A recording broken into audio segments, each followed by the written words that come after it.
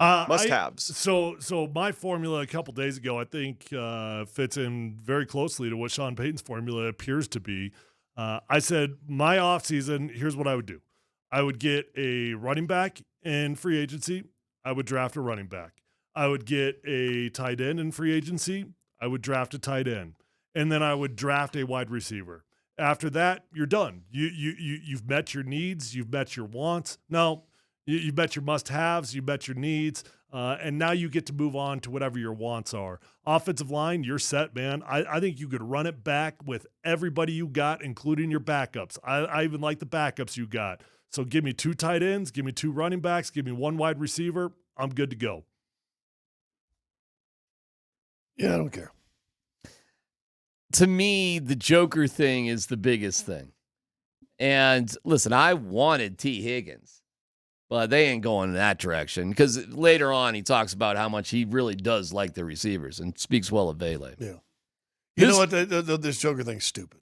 Well, okay, but it's his thing. Well, it's like saying, I want a blue Mercedes. And all of a sudden you get a red one. No, I want a blue. You got a red Mercedes. It's Mercedes. Hey, man. I want a blue. So here's my fear. He was obsessed by it. Here's my fear to what you're saying there with the Joker thing.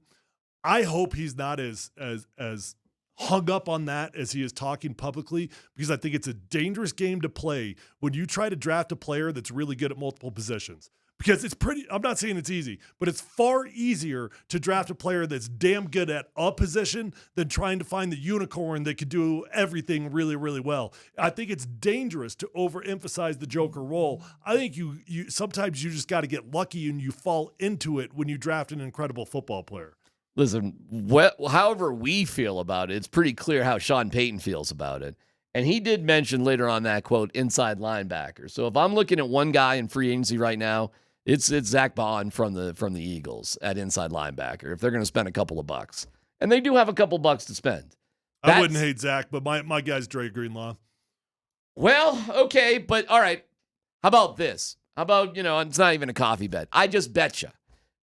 If the Broncos spend a couple of bucks. Second phone. Be careful, Tyler. It will not be. Second phone conversation. It will not be on a receiver. It won't even be on a tight end, but I like Gesicki too.